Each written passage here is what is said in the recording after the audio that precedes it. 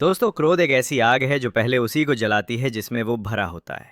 जीवन में कई बार हमें ऐसे लोगों से सामना होता है जो गुस्से में हमें अपशब्द कहते हैं या अपमानित करते हैं। उस समय हमारा व्यवहार ही तय करता है कि हम सच में कमज़ोर हैं या महान। इस कहानी में हम देखेंगे कि कैसे एक साधारण किसान ने संयम और धैर्य से क्रोध का उत्तर देकर न केवल खुद को बल्कि दूसरों को भी बदल दिया। कहानी का आरंभ। उत्तर भारत के एक सुंदर और शांत गांव शांतिपुर में अर्जुन नाम का एक युवक रहता था। वो एक साधारण किसान था, पर उसकी सोच असाधारण थी। वो बचपन से ही अपने दादाजी से नैतिक शिक्षाएं सुनता आया था। उनका एक वाक्य अर्जुन हमेशा याद रखता था: अगर कोई तुम पर क्रोध करे और तुम चुप रहो, तो उसका क्रोध उसे ही खा जाएगा। अर्जुन शांत, धैर्यशील और सबकी मदद करने वाला था। गांव में उसकी बहुत इज्जत थी। हर कोई उसके पास सलाह लेने आता, चाहे खेती का मामला हो या परिवार का झगड़ा। लेकिन जितना अर्जुन सबका प्रिय था, उतना ही वो एक आदमी को खटकता था: रघुवीर। रघुवीर गांव का सबसे अमीर जमींदार था। उसका स्वभाव घमंडी और चिड़चिड़ा था।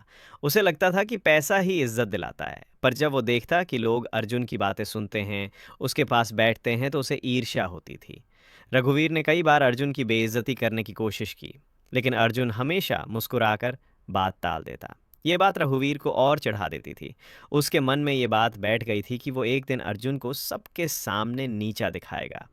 एक दिन गांव में पंचायत बैठी थी। विषय था गांव के बाहर एक तालाब बनवाना, ताकि वर्षा का पानी इकट्ठा होकर खेती के काम आ सके। लोग दान देने को तैयार थे, पर कोई बड़ी भूमि देने को राजी नहीं था। अर्जुन उठा और बोला: मेरी जो दक्षिण दिशा की ज़मीन है वो इस काम के लिए उपयुक्त है। मैं उसे इस कार्य के लिए समर्पित करता हूँ। गांव में सन्नाटा छा गया, फिर तालियां बजने लगी। अर्जुन की दरियादिली ने सबका दिल जीत लिया। रघुवीर ये सहन नहीं कर सका। वो खड़ा हुआ और जोर से बोला: ये सब दिखावा है। अर्जुन लोगों को बेवकूफ़ बना रहा है। एक मामूली किसान ऐसे दान कैसे कर सकता है? तुम सब इसकी बातों में आ गए हो। लोग चुप थे। अर्जुन कुछ नहीं बोला। रघुवीर गुस्से में लाल हो गया। उसने अर्जुन को धक्का दे दिया, उसके कपड़े खींचे और अपशब्द कहे। सभी स्तब्ध रह गए। अर्जुन ने कोई प्रतिक्रिया नहीं दी। वो बस मुस्कुराया, हाथ जोड़कर। लोग चुप थे। अगले दिन से ही गांव में हलचल मच गई। लोग रघुवीर से कटने लगे। बाजार में किसी ने उसका स्वागत नहीं किया। मंदिर में पुजारी ने उसे हाथ जोड़कर कहा: आपने अर्जुन जैसे इंसान के साथ अन्याय किया। आप चाहे कितने ही अमीर हों, पर आज आप सबसे गरीब बन गए हैं। मानवता में रघुवीर को कुछ समझ नहीं आ रहा था। वो गुस्से में घर आया, लेकिन पहली बार उसे अपने अकेलेपन का एहसास हुआ। वो रात भर सो नहीं सका। परिवर्तन की शुरुआत। अगले दिन सुबह सुबह रघुवीर अर्जुन के घर पहुंचा। उसके हाथ में एक माला थी।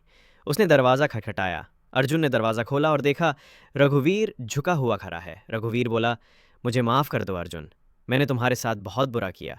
लेकिन तुमने जवाब नहीं दिया, क्यों? अर्जुन ने उसे अंदर बैठाया और धीरे से बोला: रघुवीर भाई, अगर किसी ने तुम्हें उपहार दिया और तुमने वो स्वीकार ना किया, तो वो उपहार किसका रह जाता है? रघुवीर सोच में पड़ गया। फिर बोला: देने वाले का? अर्जुन मुस्कुराया। ठीक वैसे ही, जब तुमने मुझे क्रोध और अपशब्द दिए और मैंने उन्हें स्वीकार नहीं किया, तो वे तुम्हारे ही पास रह गए। मैं तो खाली हाथ लौट आया।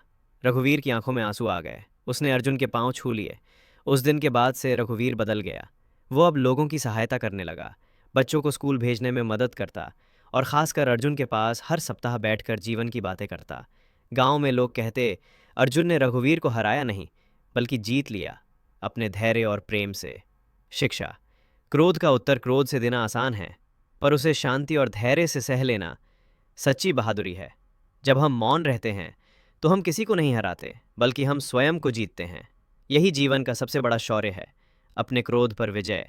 ऐसी और भी मोटिवेशनल स्टोरी के लिए चैनल को सब्सक्राइब एंड वीडियो को लाइक करें।